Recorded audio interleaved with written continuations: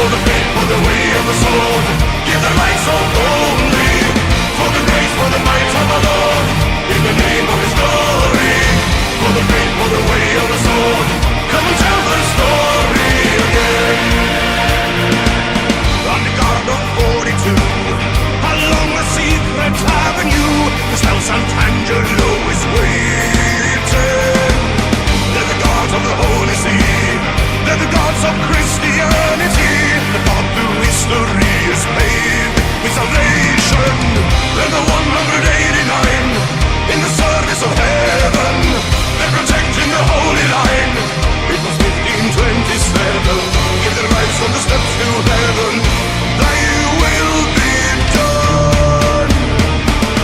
For the grace, for the might of our Lord, for the home of the holy, for the faith, for the way of the sword, give the light so boldly. For the grace, for the might of our Lord, in the name of His glory. For the faith, for the way of the sword, come and tell the story again.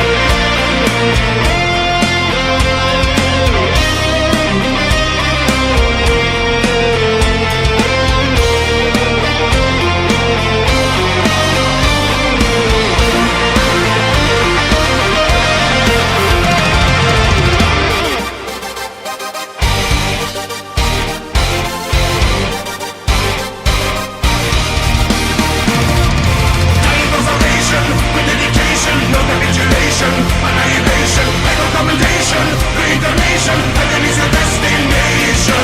Joy and consolation, with dedication, no capitulation.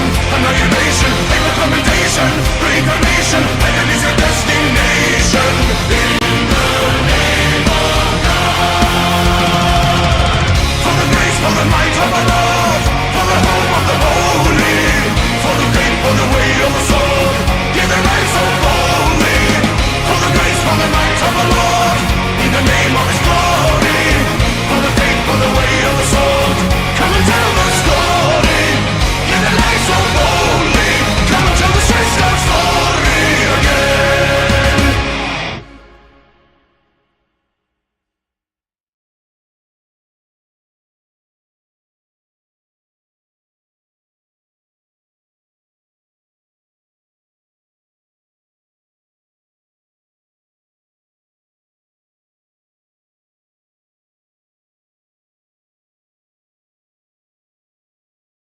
Okay, good morning everybody. How are we all doing today? I apologize for the confusion with regards to the stream. Essentially what's happening is I set the timer and Streamlabs just decides when it wants to start going. So there are some people here, so that's good. My early pessimism is slightly unfounded, but still pretty founded. I'd probably have a lot more audience if I, could get the stream going on time. Anyway, how are we all doing today? It's Larsen Live. It is September 27th, 2025. I'm well in the midst of the school year, and things are going pretty well, all things considered. There's one shitty class I had that I've successfully more or less wrangled into submission. The other classes think I'm cool. I mean, as cool as a giant nerdlinger who wears linen suits could possibly be. I was talking about paper money in my economics class. Since paper money was invented in Imperial China, I thought that it was a pretty good time to drop a reference to Romance of the Three Kingdoms by way of Dynasty Warriors. I said something along the lines of, promissory notes only work when the government is there to guarantee their value. And there's one thing the Chinese know, it's that governments collapse. The nation long divided must unite, and the nation long united must divide. So said Liu Bei and Guan Yu underneath the peach trees. Nobody got it. Nobody, the kids don't like Dynasty Warriors now. I mean, geez, it's not like I referenced Destiny of an Emperor or something. Joke's on you, it's the same thing. Based on the same story, I should say. Well, but if it's not a bunch of rooty-tooty, jumpin'-shooty nonsense, kids don't know about it video game-wise. But yes, how are we all doing? Hey, we have 5 people in here, it's not too bad. We opened up with The Last Stand by Sabaton, a song that is not about the Crusades. It is, in fact, about the defense of the Holy See by the Swiss Guards in 1527, which the song explicitly states. Swiss Guard, despite dressing like circus clowns, they actually can fight pretty good, or at least they could at one point. And yes, I do make the explicit circus clown comparison when I talk about the 30 Years' War and the Landsknechts in my global studies class. Ponythroat says, do you refer to fiat currency as good boy points? I mean, essentially, yes, I did, Ponythroat. I did not literally use the term GBP, good boy points, but... Sorry, I have to drink some coffee. I do essentially say fiat currencies are backed by roughly dick. And I subtly imply that I'm not a big fan of fiat currency. Anyway, I wanted to open up this song with a... Sorry, I want to open the stream with a song that more or less has Christian themes, because the title of the stream is The Cross with Wheels I Bear. Yes, as we all remember from last week, Charlie Kirk was assassinated, which I certainly don't think was warranted. I don't agree with much of what he did, but he had a right to say what he said, and he did not deserve to be shot in the throat in front of his children. Definitely not. But with that being said, people are a bit they're going a bit over the top with this, such as you will. And that really brings me to my title story, because some person, I don't know who this was, they had some kind of memorial thing for Charlie Kirk. I think it was in Arizona. They're in some stadium. Or is it in St. Louis? I mean, the Cardinals are on the up top there. Anyway, this person, I don't know who he is, some old man, decided that to make a point, he was going to bear a cross that had wheels upon it. Something about bearing a cross with wheels is, so says GL Di Vittorio. I don't mean to get all denominational, but bearing a cross with wheels upon it, that is so incredibly Protestant. I mean, not entirely wrong. Boy, I wish I could get a picture of this, or save the picture, but I can't because my computer is held together with bubblegum and prayer. Anyway, I'm sure you've all seen the picture I'm referring to. Some old man, one shouldering a cross which is very obviously hollow, and he has wheels on it. Sir, the cross that you bear is supposed to be heavy. It's a burden. God, why didn't Jesus put wheels on the cross? Ralph, Jesus did not have wheels. The Simpsons taught us this, and nobody listened to the Simpsons. I mean, Ralph Wiggum can be excused for putting wheels on Christ because he's a not particularly intelligent 8-year-old child.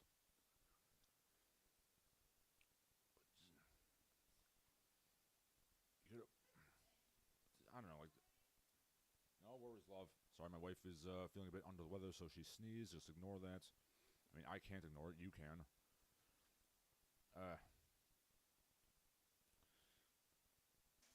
I'm not a religious man, but even I'm like, this is really tacky and self-serving. My wheel's name is Simon. Yeah, I mean, he's not really bearing any cross. He's just kind of wheeling it about. And when I say Protestant, I don't mean all Protestants. Just this very specific type of prosperity gospel, middle American horseshit kind of Christianity.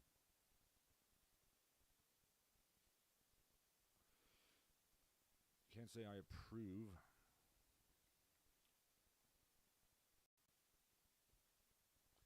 Yeah, then next in the thread there's a picture of Jesus skateboarding upon a cross with wheels on it. I mean, I don't know why he didn't just skateboard from Golgotha to the point of crucifixion. Say what you will about the Catholics. When they do this kind of histrionic LARPing thing, they go full force on it. They actually do crucify themselves and stuff. That might just be the Philippines, but... So I can't imagine that, a trad cath would make like a little crappy plywood cross and wheel it around on a little dolly. Okay. Point of thought, ask Toyota Corolla Cross. I don't know specifically what you're referring to Toyota Corolla wise, but yes, there's an old man. He's shouldering a cross, and he's putting wheels on it, which kind of negates the whole point of this exercise. Someone else in the thread says perhaps he didn't want to scratch the floor. Well, then put the damn thing on your shoulders like a man. You know, do it the way that Christ would have. Point says, I bet he also used Velcro straps to the nails. Oh, this, you know, bland, weesh, like, prot was not putting himself on that cross, that's for sure. The Filipino guy in question, who has crucified himself for Easter every year for 35 years, he just ties himself to the cross.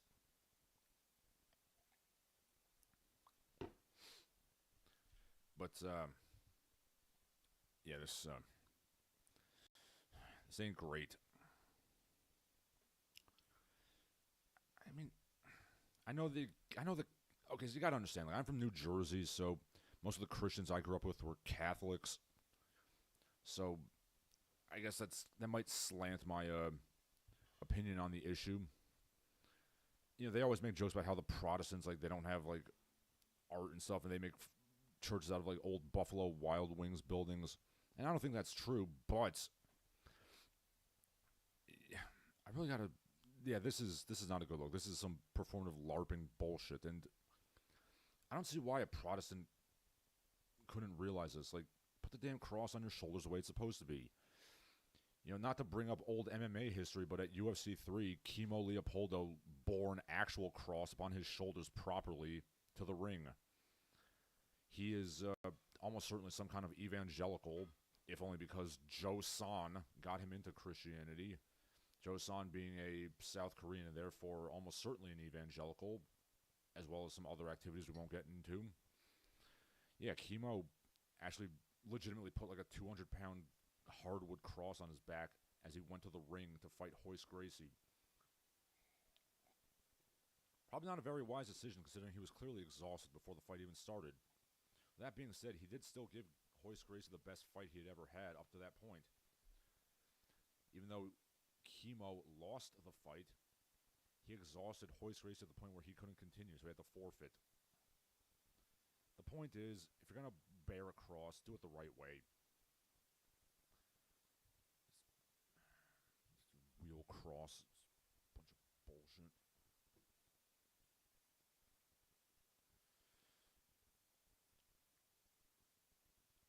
I have a burden. I'm going to make it easier for myself. I mean, obviously, if Christ was smart, he would have put wheels on the cross. I say sarcastically. I don't mean to impugn the Lord, of course. Yes, somebody says, old man carrying a cross on training wheels in a football stadium is kind of the perfect embodiment of American evangelical culture. Yeah, a little bit.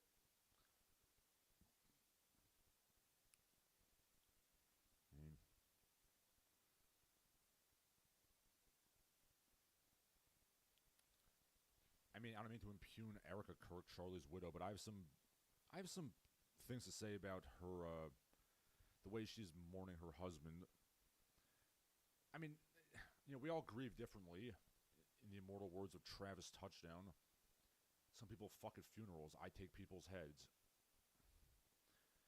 But I'm just saying, if I suddenly became a widower due to violence, I would probably not come out onto a stage with, you know, fireworks and sparklers going off like Bill Goldberg. But that's just me, personally.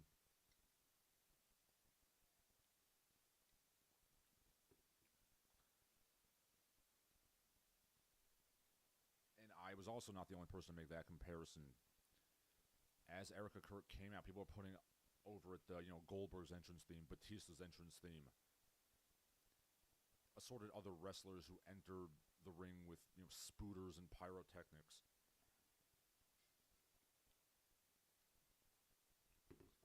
I can't help but notice that the wrestlers who enter the ring with pyrotechnics are the ones who aren't particularly great wrestlers. I'm just saying you never saw, like, Johnny Saint or, Bryan Danielson coming out to the ring with spooters and such. Ian Kempster says, get a RAV4, the best vehicle I've ever owned. Also, earlier, Ponythroat said the only Dynasty Wars I ever played was Warriors of Fate. I played one of the PS2 ones a long time ago. I also played Destiny of an Emperor on the NES, which is, they're all based on the same, Three Kingdoms story from ancient China, which is still a seminal story in the Sinosphere, which certainly includes Japan. Ponythroat says, next he'll bear the cross by putting on top of his Pontiac Aztec on the bike rack, just like Christ would have done. I'm almost certain that this guy would drive a Pontiac Aztec, because why wouldn't he? Ponythroat says he should have entered the ring like Owen Hart. Yeah, speaking of crosses to bear. Crosses to bear and grieving widows. Whoops, I shouldn't have said that. Yeah, I have nothing against, Christianity as a religion, but yeah, there's certain aspects of, call it like, megachurch evangelical culture that I really dislike, and just like the tackiness and the overblown, fal-de-rah of it, I never really cared for. I own the Bible, I've read the Bible, I think there's a lot of good things to learn in the Bible. I don't know, maybe it's just, maybe I just have a touch of the tism, but, I just don't, like, all the dancing around and, fal-de-rah and, like, speaking in tongues and stuff, it's never really appealed to me on a personal level. And again, I don't see what part of the grieving process involves, running onto a stage with, Bill Goldberg, pyro spooters, like, shooting off around you. Why don't you just breathe in the smoke and, like, breathe it out and then start punching yourself in the face, Erica? You got the full Goldberg experience. Speaking of Goldberg, say what you will about the Jews. Like, they don't have all this spooting and, like...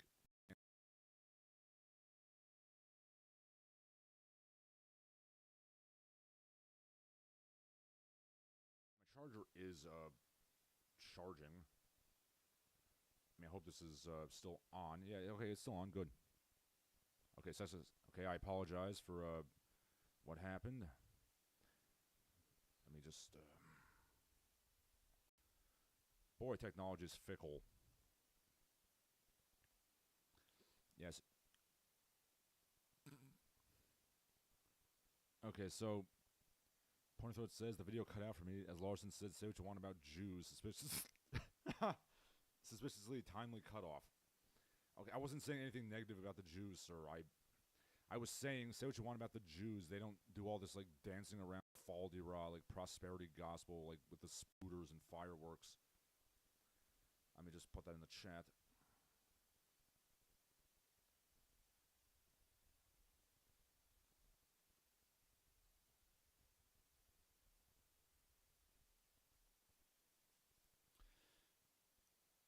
But yeah, Stephen Kempster says they're not the true gospel. Yeah, I certainly agree with that.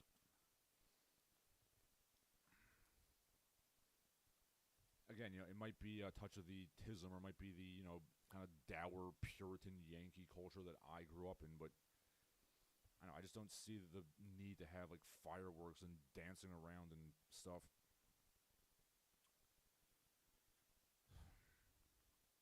Boy, imagine if Chemo Leopoldo put wheels on his cross. He probably could have won that fight. Yeah, but I digress. Hopefully I can get this working again. Yes, yeah, so let's leave behind the evangelicals and the intersection of evangelical Christianity and culture. Let's check out some other news. Because there's stupid crap going on, certainly, as always. Let's go to France. We're going to leave the Protestants behind and go to the Catholics. Of course, France did have Protestants, but then there was some unpleasantness with the Huguenots, and a lot of them came here, actually.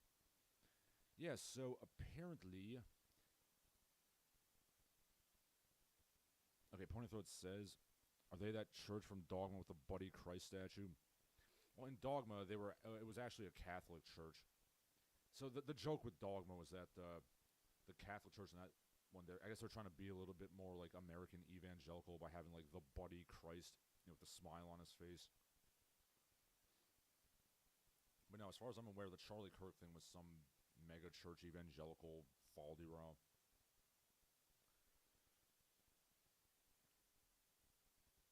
But yeah, anyway, speaking of France, talking about the Catholics now, kind of. And also speaking of idiotic evangelical nonsense. So there's been this ongoing feud involving several people on the idiot right, notably Candace Owens, accusing Brigitte Macron of being a man. Yes, basically, Candace Owens has for many years accused Brigitte Macron of being a transgender. So apparently this has been disproven in court. According to the BBC, Brigitte Macron has provided photo evidence affirming she is a lady. I am genuinely curious as to what this evidence entailed. I mean, I don't want to be rude, but I'm sorry, the thought of the First Lady of France, like, kind of spread-eagling and showing a picture of her cooch, that's making me laugh. I'm sorry, it's I should not talk about another man's wife like that, but the idea that we have to do this in this age, this is completely terrible, but I'm not gonna lie, it's kind of funny.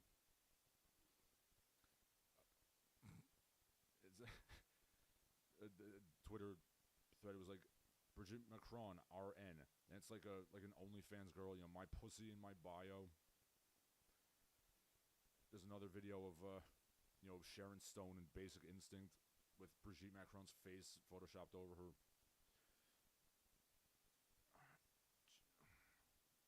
On behalf of the United States, Madame Macron, I'm sorry about this. I'm sorry that you had to do this. This is really uncalled for.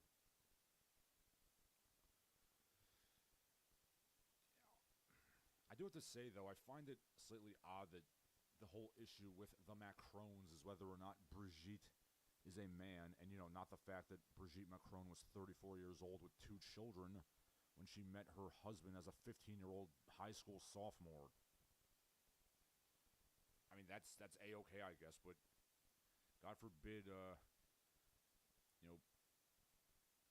Brigitte might be Bertrand, if you know what I mean. And yes, it took me a second to think of a French man's name that begins with the letter B.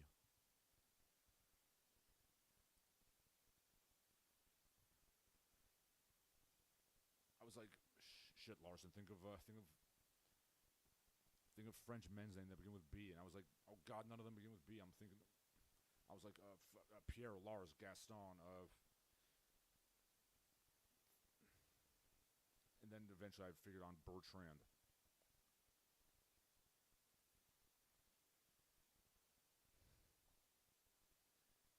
Honestly, at this point, yes, please, sue Candace Owens. She needs to suffer for a lot of reasons, but this is one of them, definitely.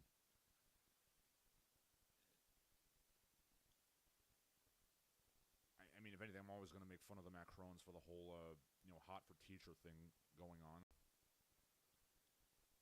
Also, I am genuinely curious as to how old her actual children are. Are they, in fact, older than her husband? The world may never know. Okay, give me a second here. What's going on with my volume? Well, it would probably help if I turned on my microphone. Yeah, it got turned off in the, all this confusion. I lost track of it myself. Okay, Ponythroat says, regarding Brigitte Macron, this might be because Lady Gaga is no longer in the zeitgeist. I mean, she's not totally gone from the zeitgeist. Yeah, I mean, she was also accused of packing some peen. Robert Diaz says, this whole Brigitte Macron thing reminds me of Porky's with the shower scene. She wanted a police lineup to examine their parts for an incriminating mole. Ian Kempster says LMAO. Jeez, when's the last time anybody referenced Porky's? I don't think I've ever even seen Porky's. I mean, I've seen a lot of those, like, 80s, wiggity wiggity, like, sex comedies. I've seen Revenge of the Nerds, Bachelor Party, Ski School, all that shit. But I don't think I ever got around to watching Porky's. Ponythrow says Bjorn. That is not a French name, sir.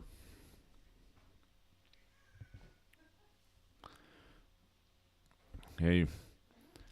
So, even like Babylon Bee had a funny headline. The United States begs Brigitte Macron, please, please, please do not submit photographic proof of being a woman. I don't know, maybe some people in the FBI do want to see, like, 70-something, lady parts. Probably not. But yes, in all seriousness, I do apologize to Brigitte Macron for having to do this. All I'm saying is if you elected Eric Zemmour as the next president of France, I mean, he's married, but he also has his mistress, who I believe would be now about 30 years old. I mean, I don't know, I feel like it would be slightly more pleasant if she submitted the nudes in her bio. But yes, in all seriousness, sue the hell out of Candace Owens, madame. Ian Kempster says, question mark. Am I not being heard? 1 second, let me fiddle around with the thingy here.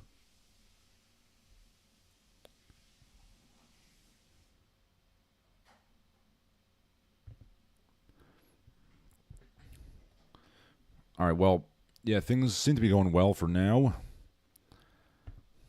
Yeah, let's not discuss Brigitte Macron's naughty bits any further. Let's talk about the education system, because that's something I always like to talk about. It's mostly negative, because of course it is, but it's also a little positive as well. So, the studies are in. American students are getting stupider. So says Neil Ferguson, the British military historian. I don't know why he cares about this in the UK. But he's commenting on an article from, Matt Iglesias. I mean, I dislike quite a lot about Matt Iglesias, but he's not wrong about this. About a third of high school seniors cannot read prose at all. I assume they can read signs and labels and iMessage each other, but they can't read a passage of text and understand what it's saying. Yes, that is not good. They had the NAEP, National Assessment of Educational Progress tests, and they are the worst scores we've had since 1992. Could it be that COVID and the massive drop-off caused this? I mean, yeah, that's part of it.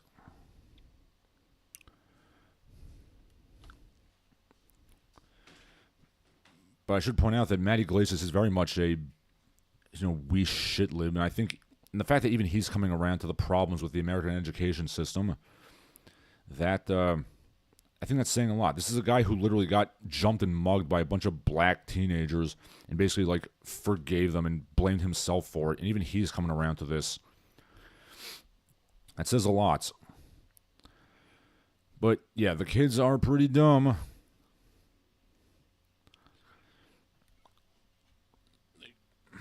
I could give you stories. The kids are, they can't read.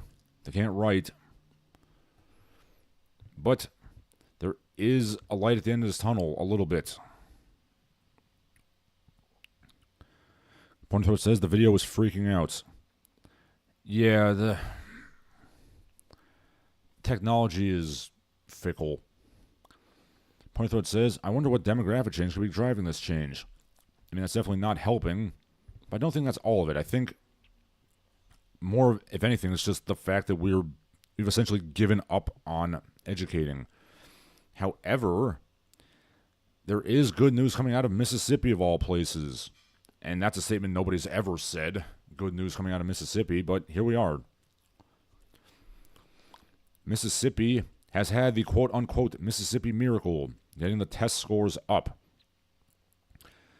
The state has climbed from dead bottom 49 in the country in elementary school reading to 9th place nationally.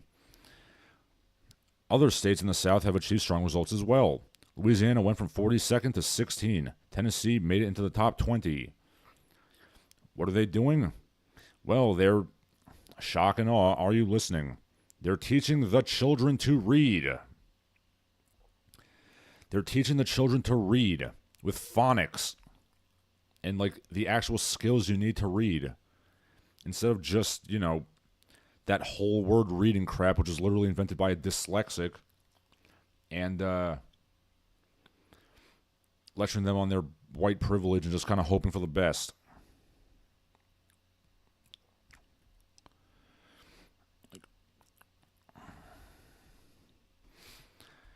It turns out that if you teach the children to read, they can read and they can learn.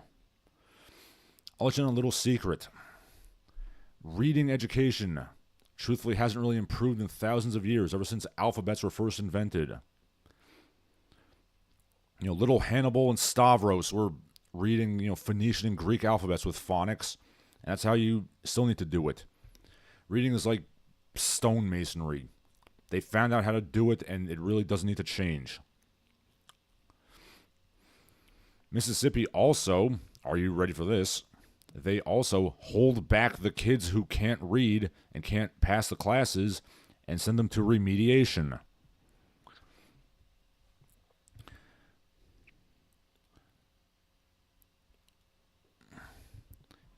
Now, it is also true that, it also might be true that, Mississippi is just looking better in comparison as other schools get worse. Because we can certainly talk about places like Massachusetts, my home state of New Jersey, and California, deliberately hamstringing, honors and gifted and talented programs, to avoid hurting the fifis or the brappies.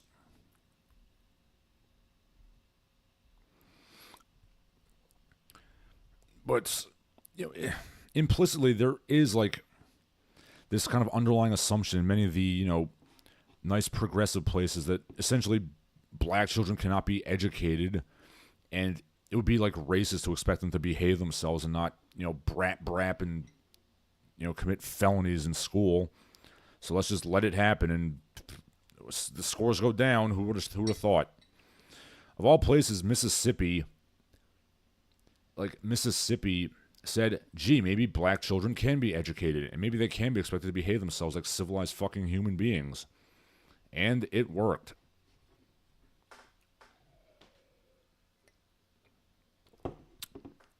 I guess you just got to hit that sweet spot of racism.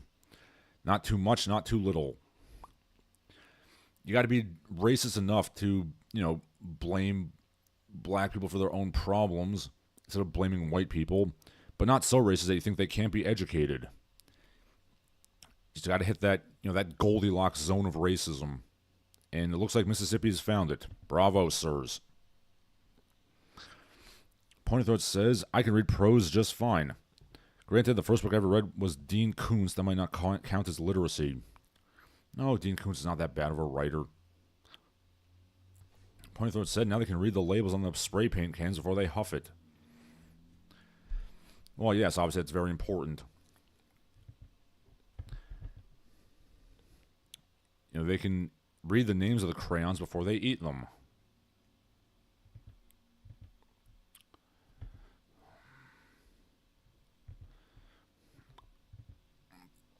Okay, let's see what else we have going on in the news. I got a few links to open up here.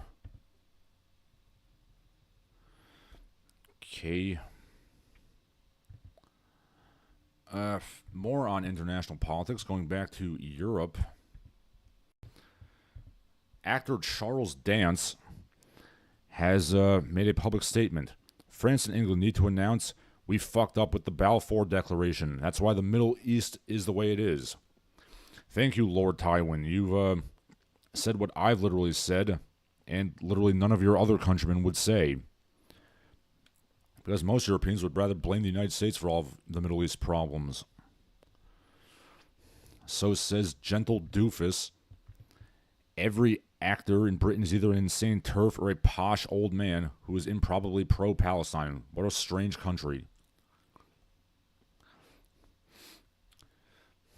Yes, of all the people to have an intelligent opinion on the state of the Middle East, it's my dear sweet brother Numsi. Yes, it's 2025 and I'm referencing the Golden Child. Oh, God, I have problems.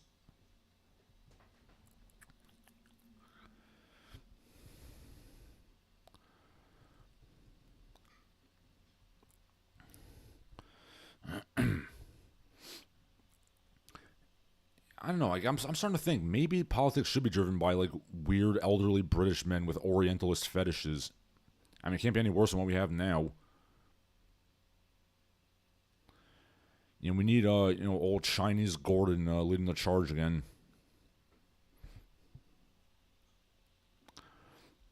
Ian Kempster says, I'm not racist, I'm just careful. Lol, JK. Ponthos says, Charles Dance played the guy from Ali G in the house. Booyakasha. I never actually watched the Ali G movie. I watched a few of the episodes of the old show where they, which is also the show that, introduced Borat to the world. But yeah, I never actually saw the movie.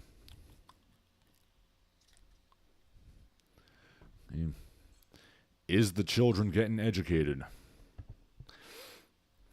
You know what's great about Ali G is how the character was clearly intended to be like a Pakistani kid from London, and then Sacha Baron Cohen pussied out and lied that, oh no, he was always a white boy from the beginning. He was not, sir. White English boys named Alistair do not have uncles named Jamal. If you don't believe me, go watch the early episodes of Ali G. Like, he literally references, like, Uncle Jamal and stuff. He's supposed to be a Pakistani. Then, Sacha Baron Cohen chickened out.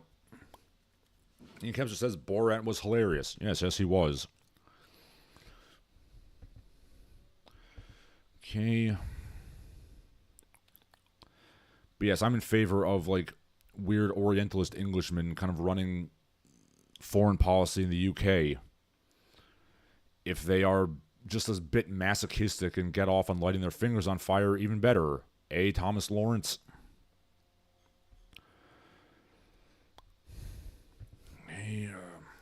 I got some other stuff going on here. In archaeology news, it turns out that the Romans had really annoying live, laugh, love little like wall stickers and posters and things for housewives, I guess. Well, maybe they're not entirely supposed to be. So basically, in Turkey, there's a 2,400-year-old mosaic of a skeleton with some bread and wine and looks like some ham. And it says, be cheerful. Enjoy your life. It's actually two pieces. One is a skeleton kind of lounging. The other is a guy reaching for a thing on a shelf. I mean, certainly good advice to be cheerful and enjoy life. But, I don't know, the fact that there's something I find very amusing about the fact that Rome essentially had, like, eat, pray, love, like, wall hangings, presumably for wealthy, Roman housewives.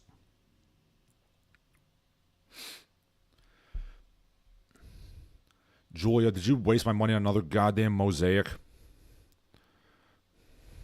Yes, Tiberius, yes, I did.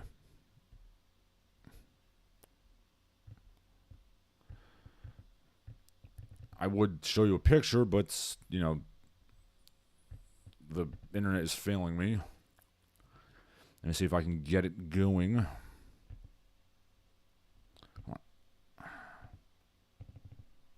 Here we go. Just give me 1 second here. probably more than a second to try to get this working. Okay.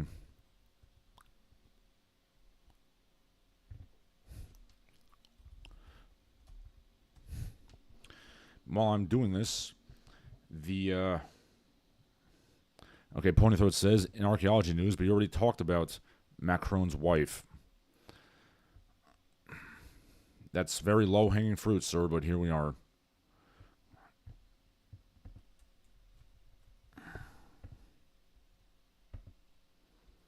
Ian Kempster says, Veni Vidi Vici. I came, I saw, I conquered.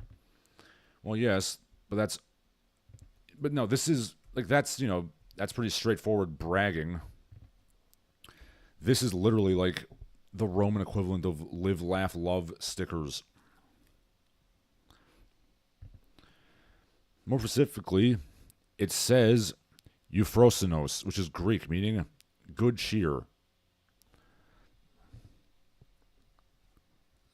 So it has positive connotations of, celebration. So on the one side it says, be cheerful. And then on the other side it says, enjoy your life.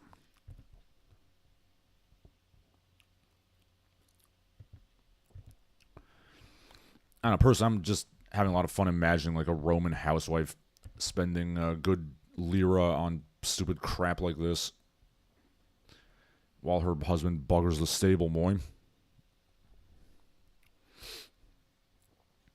Okay, moving on from that.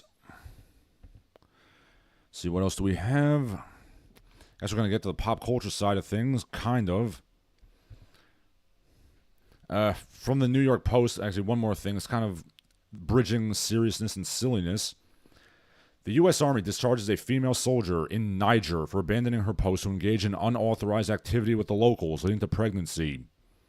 I bet they were unauthorized. I mean, I have some questions about why the Army is in Niger to begin with. And I also have some questions about why this woman was allowed to leave her post to go, to go get gangbanged by Nagubu and his friends.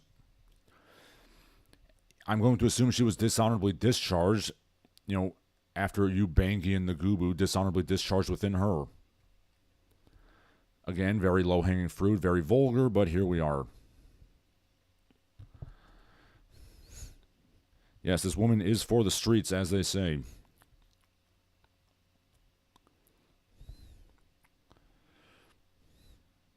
Investigations are underway. I don't know how much investigating they had to do. Seems to me that's pretty cut and dry.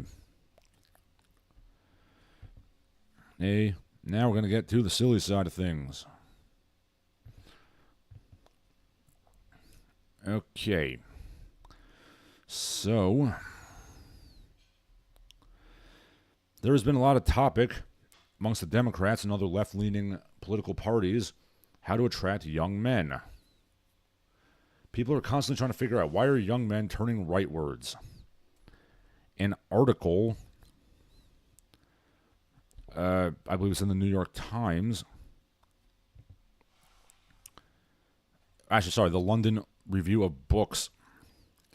She reviewed 2 books about the manosphere. One is Denise Kennedy Coller's Extremism and Radicalization in the Manosphere, The Beta Uprising. I'd like to point out that I wrote a novella about the Beta Uprising, which you can read on Terror House, Der Beta Aufstand hat begonnen, parts 1, 2, and 3. Nobody asked me for my opinion on this topic. But whatever. Anyway, the other book was Clown World, 4 Years Inside Andrew Tate's Manosphere, by Jamie Tassine and Matthew Shea. Okay. Yeah, so the Democrats have lost the appeal to men. They say Donald Trump is better pandering to the mythology of the patriarchy. Okay.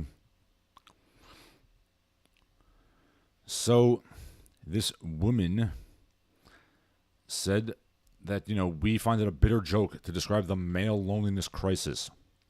We discuss possible cures, get into cycling, poker nights. We made approving comments when we saw straight men doing things together. Like the time a group of dads showed up at somebody's Pilates class. I mean, I question how straight any man who goes to Pilates is, but never mind that. Okay. Okay, so it goes on.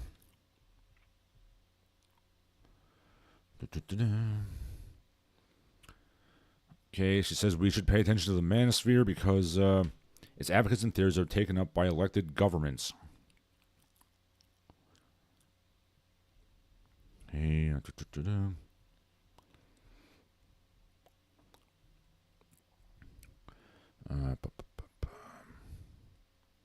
Okay.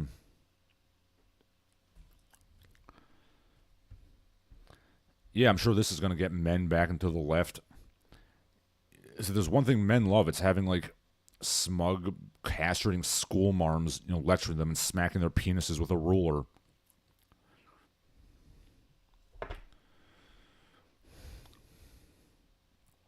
Okay. And yes, I know ladies have some problems, certainly. Studies have shown that men are much more single than women, even though, by definition, it's roughly a 50-50 split. The reason is that because women are in what they call situationships, where several women will be in a harem by some, swaggering dude bro alpha male, and they delude themselves into thinking they're in a relationship. Yeah, that's a problem. There is, male loneliness problem. I think, in general, modern culture kind of makes people lonely. And this woman goes on and on and on. I love how the term "foid" is now becoming, like, part of mainstream discourse.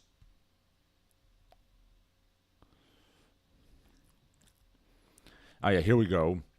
The ideology of the manosphere may be particularly attractive to white heterosexual men because it appeals to and reinforces their aggrieved entitlement, Kennedy Collar writes. Hey, remember when they did a leak of the subscribers to Andrew Tate's, Suck My Dick Hustler University thing, and it was like literally a bunch of dudes from India? I don't know why I just mentioned that.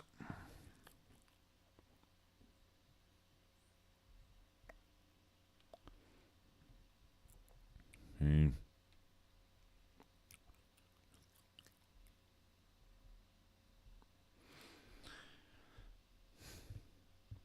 Yeah, I'm sure this is going to get men back into the left. It's like when they literally show, the superstar is going to bring men back to the left. For the Democrats, it's just this, like, fat schoolmarm. It's not going to work, guys.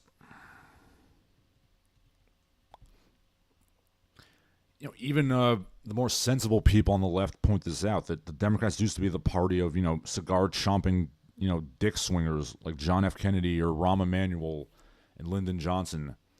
And now it's literally just a bunch of, like, catty gay dudes and bitchy schoolmarms. Perhaps a third party could become viable. That's what I'd like to see personally. Also, my God, that Live, Laugh, Love thing is still open. I'll just change that out. Okay. So Ian Kempster, referring to the soldier in Niger, says she was discharged into, dishonorably, you might say. Funny Throat says the, T-H-I. I don't know what that means. He also says Andrew Tate is wajing horses in Romania for 15 RON. I don't know what wajing is. He also says Andrew Tate, the IRL Ollie G. Hey, Ollie G would never sexually traffic anybody, sir. I don't know, I'm sure Andrew Tate could bring up some money by, entering some Bush League kickboxing federation and fighting a bunch of, like, mechanics and garbage men, which is how he got his alleged world championship, by the way. Okay, moving on from that and the castrating schoolmarms. I will say before I go on that not all women, but a lot of women, the worst sin to a woman is to be a loser man. Like, that's the worst thing you can be. While I do think that the manosphere certainly takes things too far, the more moderate side of the manosphere I think is good. Once guys like lifting weights and like talking about fashion and education stuff, like that's like the good manosphere. That's the one that I participated in back when I was a kid. And when I say kid, I mean like a graduate student in my early 20s. Yeah, then there's the other manosphere, which is like guys who scream the word "foid" and talk about ways you can like sexually assault women. I could not live with myself if I marketed to that group. Like, I washed my hands of the manosphere a long time ago because, frankly, I couldn't live with myself if I charged a bunch of guys in Uttar Pradesh way too much money for like shitty pickup manuals. I just couldn't live with myself. Boy, it's a mystery why men feel like the left has abandoned them. Okay, you want to talk about some fashion? Speaking of something vaguely related to the manosphere. Fashion. More specifically, men's fashion. More specifically, watches. Okay, Richard Mille, the watch company, has released their most expensive watch. The most expensive watch ever. A $2,500,000 Blue Skull Tourbillon. What's so fancy about this watch? The watch case is made of a single blue sapphire, carved. And then the gears and stuff are inside. And then, I don't know what the band is made of. I mean, it's like sapphire blue. I'd assume rubber. It's amazing how this watch costs millions of dollars, and yet it looks like something you would get out of a Burger King kids meal. Like, I'm sorry, this watch looks like crap, okay? I mean, if this thing was made out of anything other than solid sapphire, this thing would be taken out of a Burger King bag, and I assure you of that. Like, it sucks. Like, it's not fashionable. Like, I don't care how expensive it is. Your Burger King kids meal, McDonald's, like, watch is not going to go well with anything.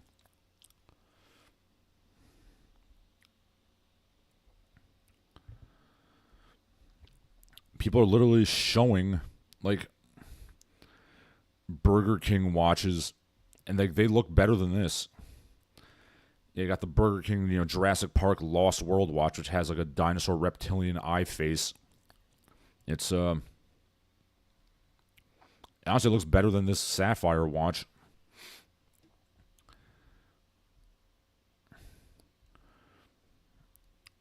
Yes, people in the thread are showing, much less expensive, but still exorbitantly expensive watches. Like a 300,000 Patek Philippe, which is a nice dive watch. It certainly looks better than that. I mean, I have 4 watches, none of which are particularly expensive, but they're pretty nice. I mean, I have like a Michael Kors watch, which is probably the only like designer watch I have. Which I bought used for $100. Then I have an Olev, which is basically a Temu designer watch. I mean, it works perfectly fine. It's just a mediocre watch that looks like an expensive watch. I also have a smart watch, which is pretty nice. Goes well with my cheap suits. Ian Kempster says, I have 12 watches, Bulova and Movados. Punthroat says, so this Richard Mille thing is basically a giant sapphire with a $5 watch on it. Yeah, pretty much. It's the watch the kids use to pretend to be Aquaman. Again, pretty much.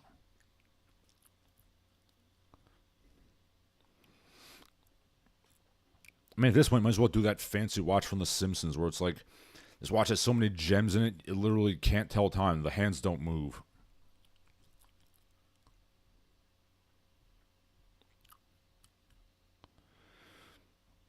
I'm just saying, I had a Krusty the Clown watch I got from Burger King around the year 2002.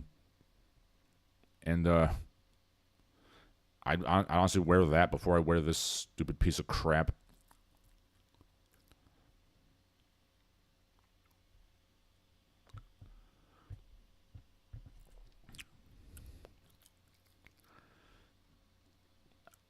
I don't want to sound like a snob or anything, but when exactly did the wealthy just lose all taste and refinement?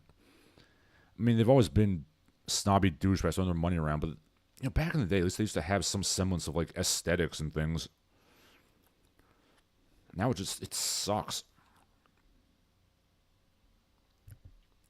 They have just no aesthetic taste whatsoever. This also might tie into a recent thing I found on Twitter where it was like from the New Yorker in the 40s. It was a chart showing highbrow versus lowbrow taste. And it's funny if you look at this chart because, this is Americans in the highbrow versus lowbrow in the 40s. And like even the lowbrow stuff is like better than anything people are doing nowadays. Let me just pull this up if I can.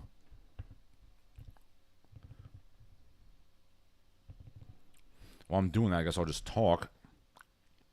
I'll just read through it briefly. We got highbrow. You have tweed suits, French modern nouveau style furniture.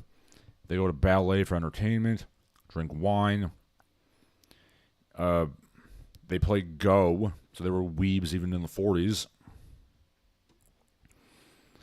Then it's like the upper middle class. They wear Brooks Brothers. They drink martinis. They read better novels and solid nonfiction. Then it goes to the lowbrow. They watch cowboy movies for entertainment. They drink beer. They eat coleslaw. They read pulp fiction and comic books and play craps. Literally, all those things that the lowbrow people do back in the 40s would be pretty highbrow by today's standards. Like, it genuinely amused me that there was a time when westerns as a genre were looked down upon. Also, pulp fiction. It's funny because any like 1930s or 1940s pulp is written leagues better than any crap they're publishing nowadays. You go read any like New York Review of Books, like book that all the literary critics are yakking about these days. And then go read, after you're done suffering through that, go read any Robert Howard or H.P. Lovecraft story. You tell me which one has better vocabulary and like writing.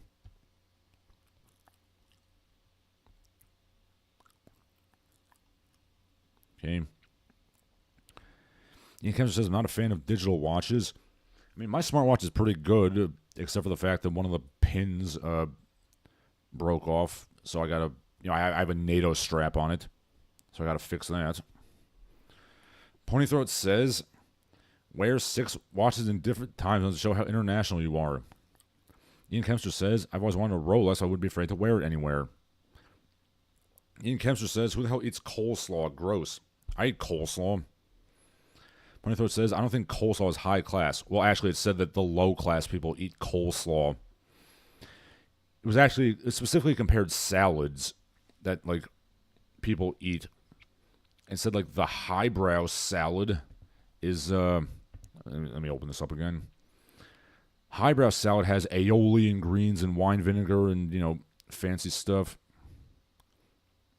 And it says the upper middle class is the same as the highbrow, but they put cheese on it. And then, like the low class salad is coleslaw. It's funny because the American low class nowadays wouldn't be caught dead eating any kind of salad, let alone slaw. It also says, like, low class people go to, like, a men's lodge, like the Elks or whatever. Again, like, the lumpen prole today don't have men's clubs. Lumpen prole today couldn't read pulp fiction. I mean, they still play craps, but that's a whole different story. I say as if I didn't engage in the occasional game of craps myself, but that's a whole different issue. Ian Kessler says, I thought only old ladies eat coleslaw. I mean, I wouldn't eat just coleslaw, but, Usually I'll get it as a side with like a burger or something.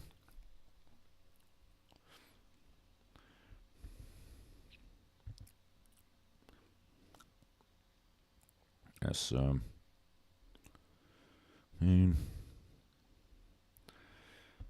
but yeah, it's amazing how, like, what was lowbrow back then would be, you'd be essentially an uber mensch nowadays if you did those things. Okay. In popular culture, we have a couple of stories.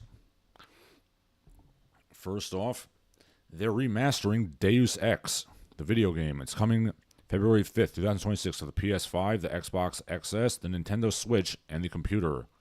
I mean, I like Deus Ex just fine. It's a great game. I can't help but notice how apparently, like, we're just so devoid of any creativity that we're just remaking the old games.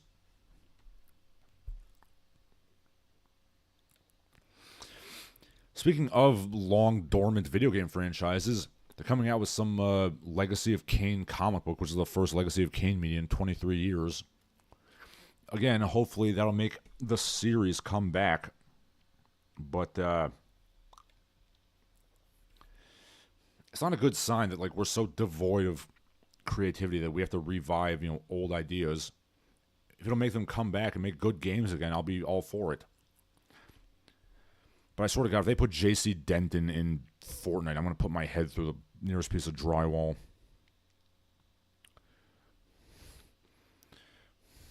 How's about a game of Lucky Hit? Welcome to the Lucky Money, sir.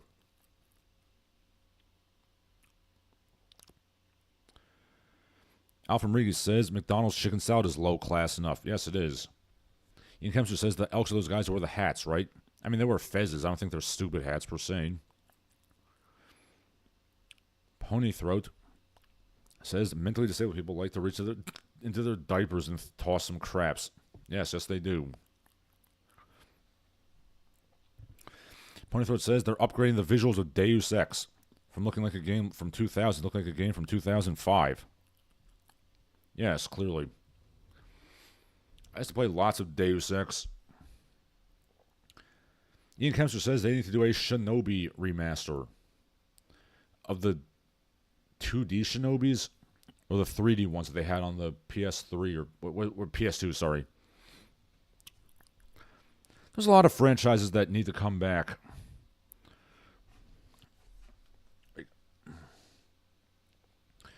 I'm still waiting on that Star Tropics reboot, Nintendo.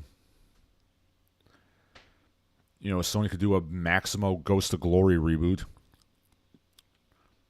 So, speaking of games nobody cares about. And finally, they are in fact going through with the Highlander reboot or remake or whatever, starring Henry Cavill as Connor MacLeod. Professional wrestler Drew McIntyre, who is of Scottish heritage, will be MacLeod's brother, Angus MacLeod. I mean, frankly, if you're going to have Angus MacLeod, you better be canonical and have him come from North Kilt Town and be neighbors with groundskeeper Willie, as The Simpsons taught us. But seriously, why the hell are we making a new Highlander? Like, there's 6 Highlander movies? Literally, one is good. Like, I know you're trying to chase that high from, like, the first Highlander, and it was good. But the record was like 1 in 6. It's time to give up the ghost.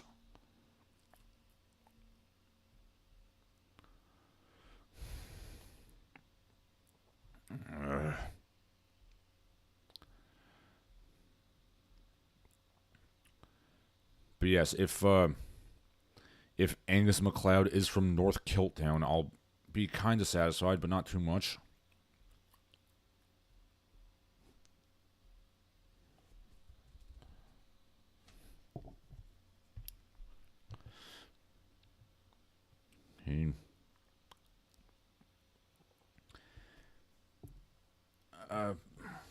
Ian Kempster says they need to do a Shinobi remaster of the original arcade one or the Black Tigers.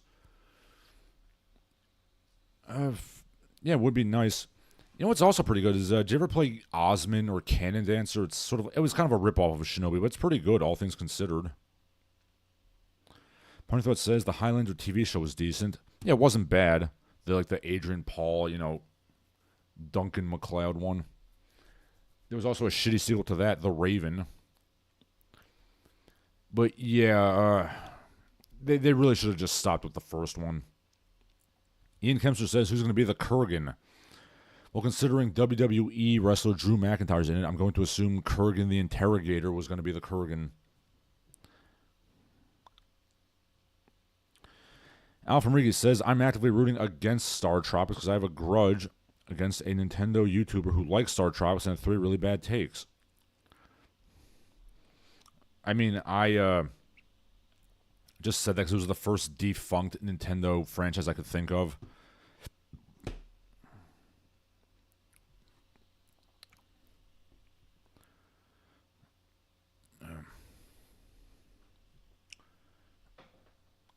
I mean, I would like to see another Punch-Out.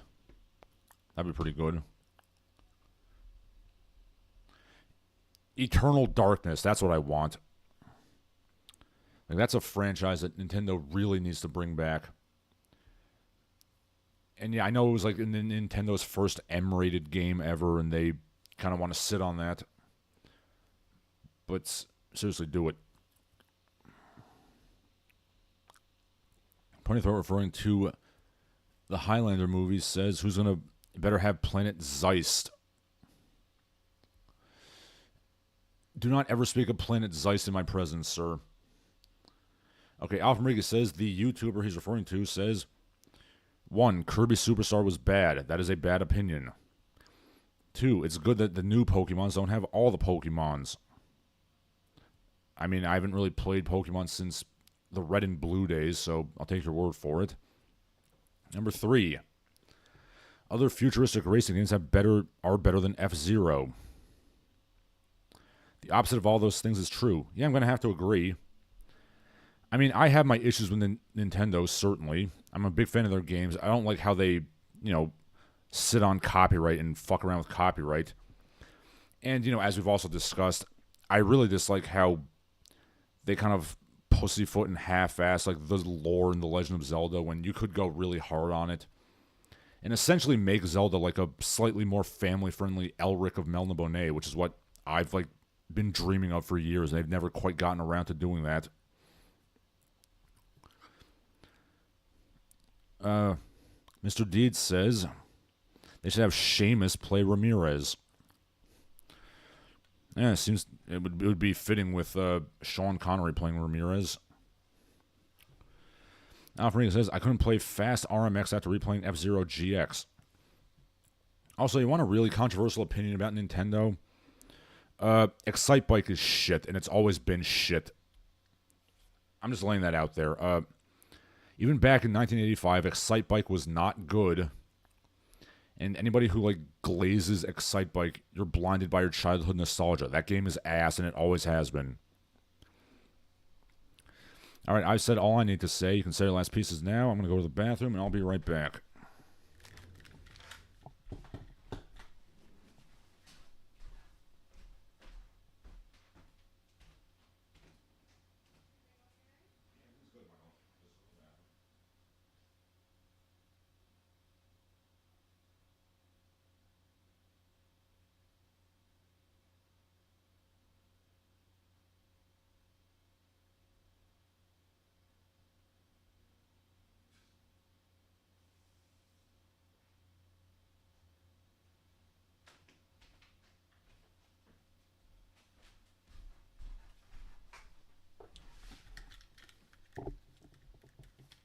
Hey, Alpha Rigi asks, what about Excite Truck and Excite Bot? Never played them.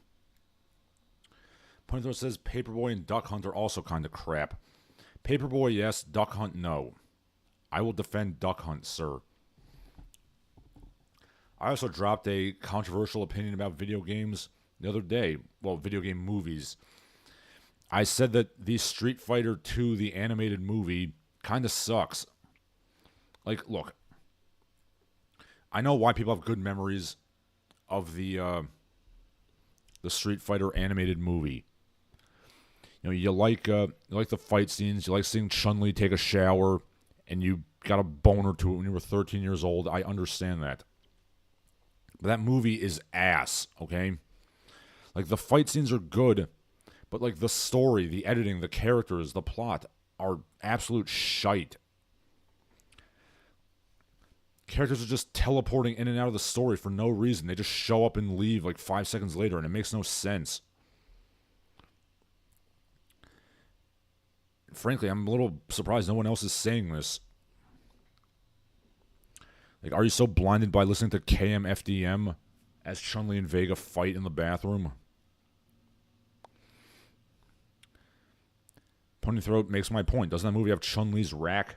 Yeah, it does. That's what I'm saying. People are blinded by their memories of, you know, the shower scene.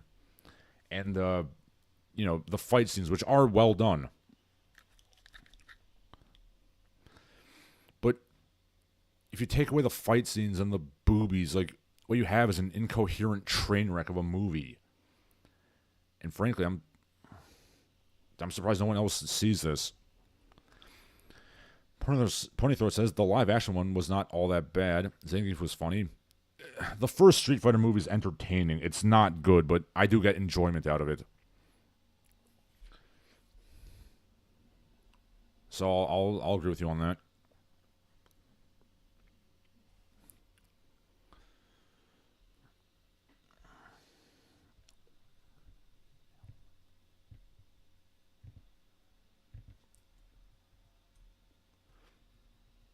Yeah, so I've said my last pieces. You can say your last pieces now, should you desire. Pony Throat says, is it like Mortal Kombat Annihilation, in which characters turn up, fight, and then vanish? Yes, that's exactly what it is, Pony Throat. Thank you for making that point. The Street Fighter animated movie is literally exactly like Mortal Kombat Annihilation. Characters just kind of show up, they'll get into a pointless fight, and they just vanish, and no one ever speaks to them again. Yes, that's it. That literally happens with Dalsim and Cammy and Zangief and Blanca. They literally just show up, have a little fight scene for 30 seconds, and they're never spoken of again.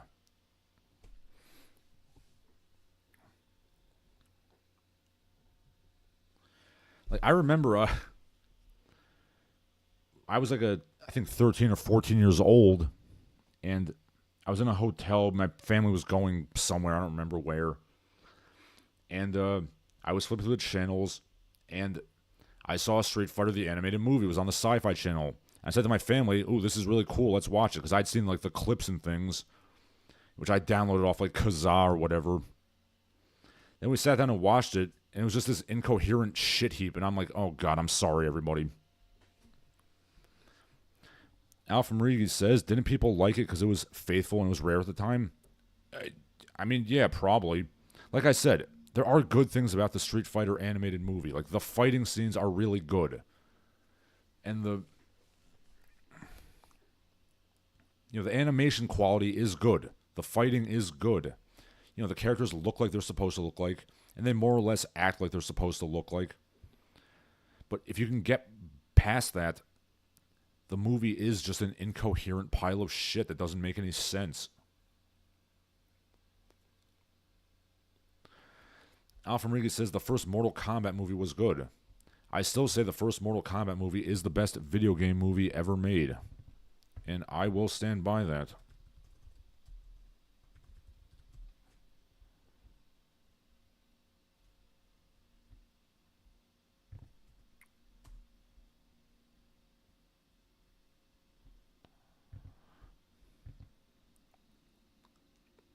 Ponythor says faithful to a game with basically no story. Well, yes, it's faithful to a silly, nonsensical story that doesn't really make any sense. I mean, not to talk about the Street Fighter live-action movie, but Steven D'Souza literally said, it's kind of hard to make a coherent story out of this game, which basically doesn't have a story.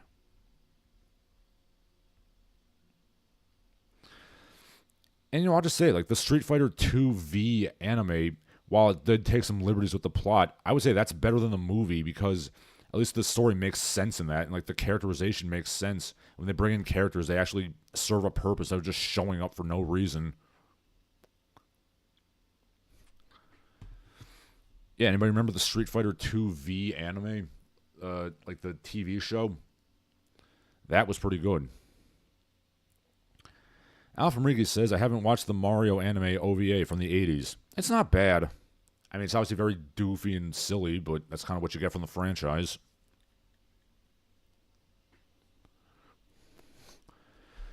I mean, there's an English dub on YouTube where, speaking of Ali G, the guy who does the voice of Luigi literally sounds like Borat.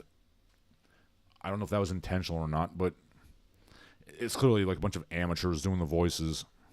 But yeah, it's not bad for what it is. Ian Kempster says Minecraft was the best video game movie ever. I haven't seen it because I've never played Minecraft and I have no idea what I'd be watching.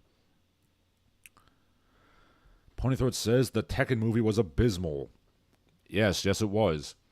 The Tekken movies, all three of them are abysmal. There's the anime from the 90s, there's the live action movie, and then there's a second animated movie which is like CG animated, and they all suck. No! I will never give in! Not to anyone! Yeah, great acting there. Huarang, or whoever it was. Yeah, I was quoting the Tekken movie. My wife is concerned about my well-being after quoting that piece of crap anime. And believe me, that may have sounded loud, but it was like 10 times worse in the actual film. Believe me. You know, I'll even throw a bone to the Dead or Alive movie. I mean, it sucked, but it did basically capture the video game perfectly. In that the video game literally has no plot beyond a bunch of women with their titties bouncing around fighting each other. And like they got that.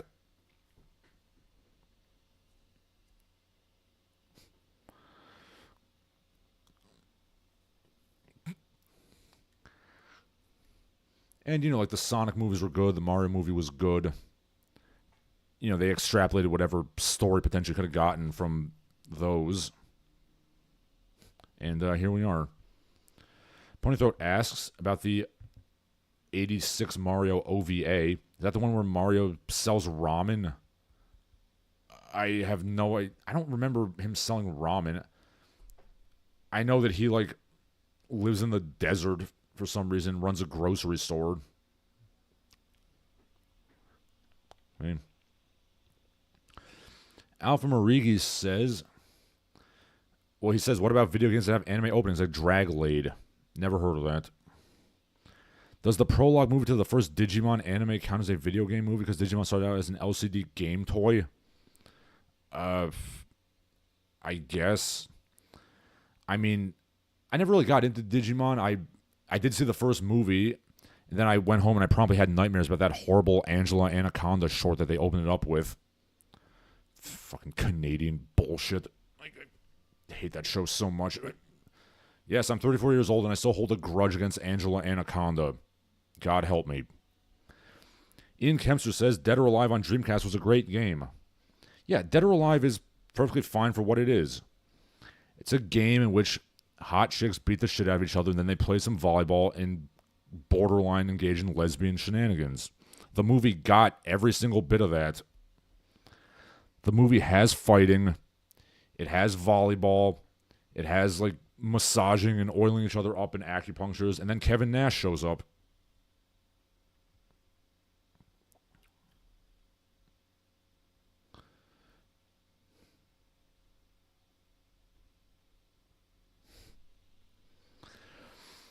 Alpha Mrigi says,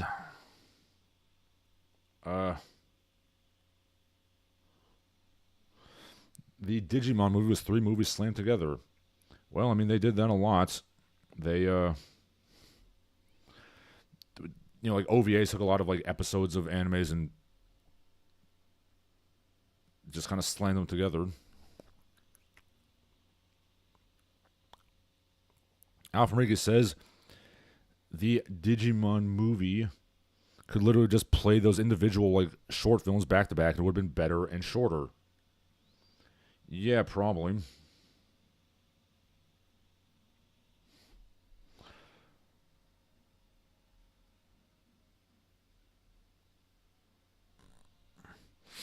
Okay, so like how you all have things to say.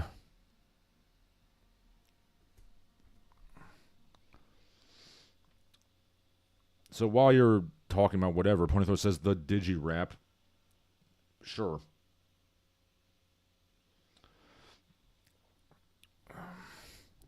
I like how you're all talking about Digimon and you're not talking about the murderous grudge I have against Angela Anaconda and the people who made that abomination.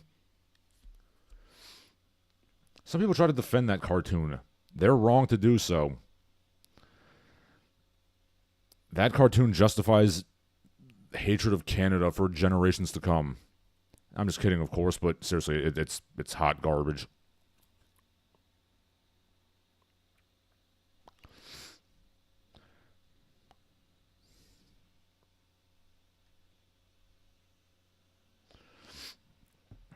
Okay, so you can say your last pieces now, should you desire.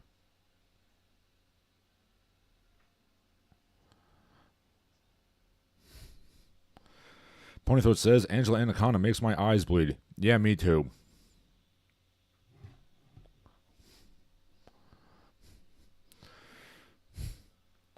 I mean, we're going to see a lot more, video game movies because we have no creativity anymore, so we're just making things out of toys and video.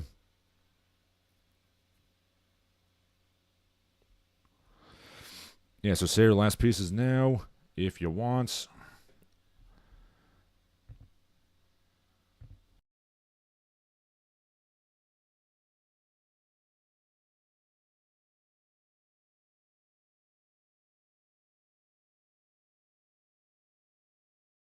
Ian Kempster says, I never heard of Angela Anaconda. I'm Canadian. Well, sir, Angela Anaconda was this crapfest cartoon with little paper cutouts about this really annoying girl who needs to be punched in the face repeatedly. And it's hot garbage. And basically, the first Digimon movie opened up with a short from that crap. And it traumatized a generation of children. You know, I guess Angela Anaconda is sort of like Foster's beer. It was export only. You're lucky, I suppose. Alpha Enrique then clarifies. Also, it's a cartoonishly bad cartoon in the turn of the millennium. He then says something about lesbian space princesses. I don't know what that's referring to.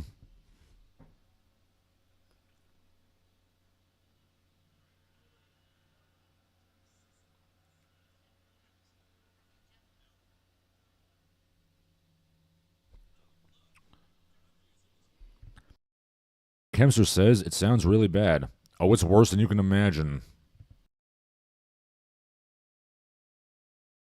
There was also a running gag in those cartoons where, like, the second half of every episode opened up with, like, a 5-minute fantasy of her, like, violently murdering her rival. Well, not murdering, but, like, assaulting and humiliating, like, the snotty, like, mean girl at school.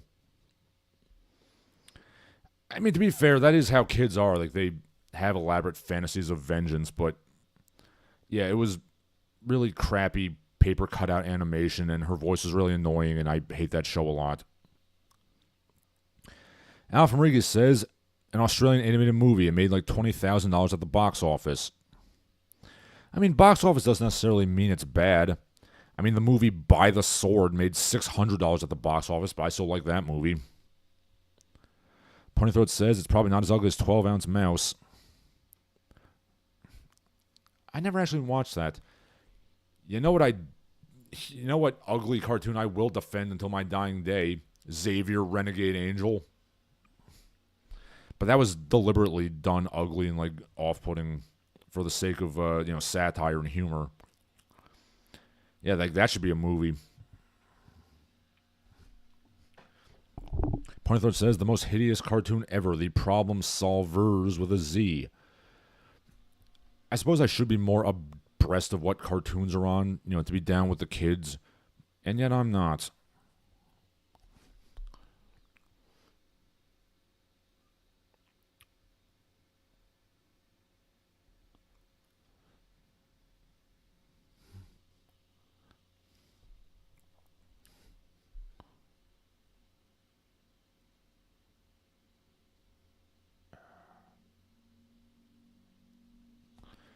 Ian Kempster says, I like Mad Bull. That's the anime with like Mr. Estes, right? Like the crazy cop. Yeah, I do like Mad Bull. I've seen that long time ago. Oh God, Problem Solvers. Is it supposed to look like it's done in like MS Paint?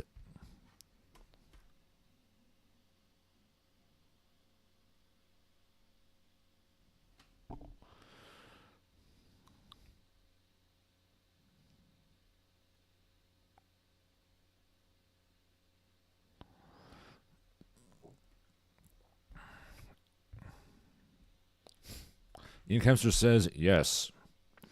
Alpha Riga says, they don't have cartoons anymore.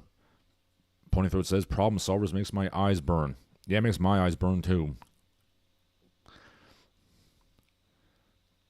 Alpha Riga says, I checked out the cable schedule working at the country club. Each kid's cable network has 3 cartoons. Every reruns go back to 2015. I mean, most cartoons nowadays are crap if that's what they're watching, like Problem Solvers. Yeah, bring back Xavier Renegade Angel. That was the good shit right there.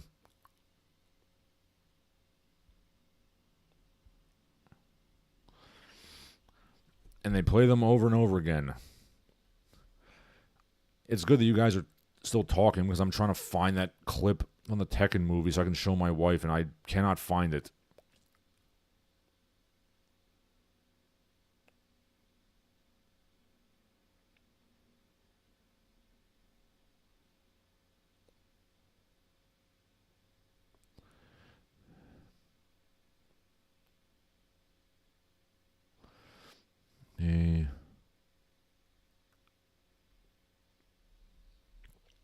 Alpha says, Problem Solvers was shit came before 2015.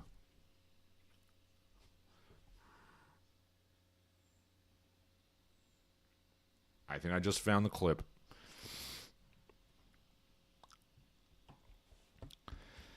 Ponythroat says, King of Fighters was also terrible. There was a King of Fighters movie.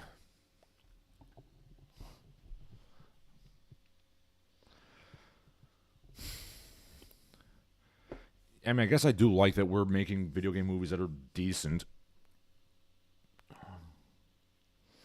Alpha says kids can watch Beyblade at 2 p.m. if they go home from school early. Question. How the hell do you make a show out of spinning tops? Seriously, how do they do this?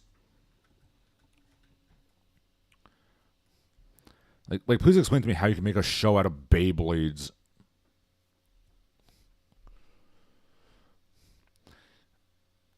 I mean, it's like, why don't you make a... I would say it's like making a show out of fidget spinners, but then I remember that they actually made a Rubik's Cube show. So, I guess they'll make anything into a show. Alpha says, there is lore, sir. Again, how much lore is involved in spinning tops? Ponythroat says, the Beyblade cartoon was for kids who didn't think Yu-Gi-Oh! Was commercial enough.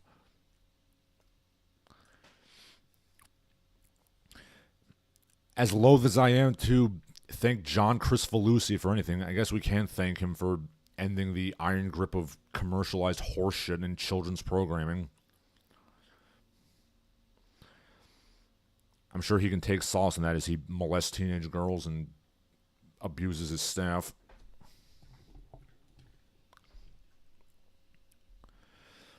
Surprisingly, there was a lot of Beyblade lore, says Alpha Marigi. It's good to know.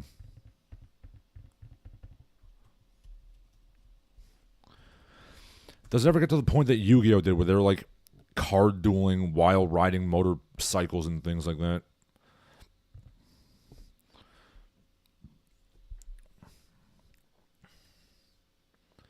Alpha Riga says Yuga started as a Shonen Jump manga. I did know that. I also know that the Yu-Gi-Oh! Abridged YouTube show, that's why they deliberately referred to it. They never said Yu-Gi-Oh! They always said children's collectible trading card game. Just to really hammer in how stupid and silly this whole thing is.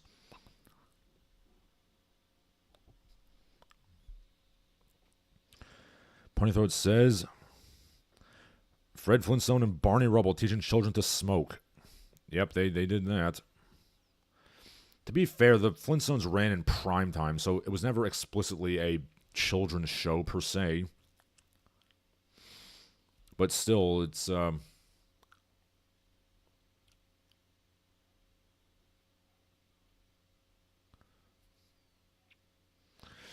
okay, let's see. Beyblades are made using special technology. They summon superpowered beasts from their spinning tops. Okay.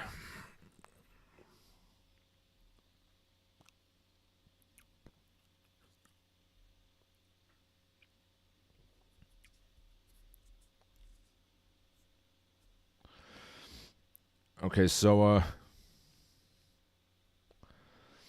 apparently there's Beyblades that can rewrite history and mythology, and great. Ponythroat said the Yu-Gi-Oh! Creator died trying to save drowning children. Yes, he did. Good for him. I'm not knocking it. It's just take your trading card games or spinning tops not so seriously is all.